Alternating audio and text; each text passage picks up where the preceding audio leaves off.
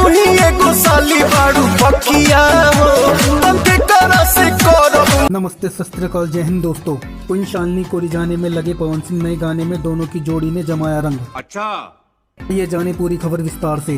दोस्तों, भोजपुरी स्टार पवन सिंह का नया गाना गोदी में लेके रिलीज हो गया है। रिलीज होते ही यह गाना हर सोशल मीडिया प्लेटफॉर्म पर वायरल हो रहा है। ये क्या हो गया?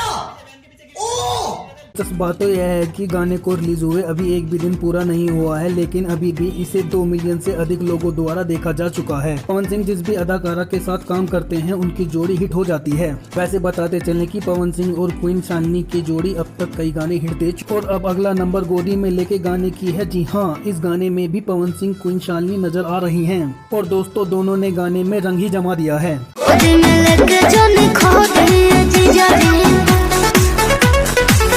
शालिनी और पवन की जोड़ी गोदी में लेके गाने में आग लगा रही है। आग लगा दी, आग लगा दी, आग लगा दी। जहां क्वीन शालिनी जबरदस्त ठुमका लगा रही है, वहीं पवन सिंह भी ताल से ताल मिलाने में कोई कसर नहीं छोड़ रहे हैं। अरे बस कर भाई।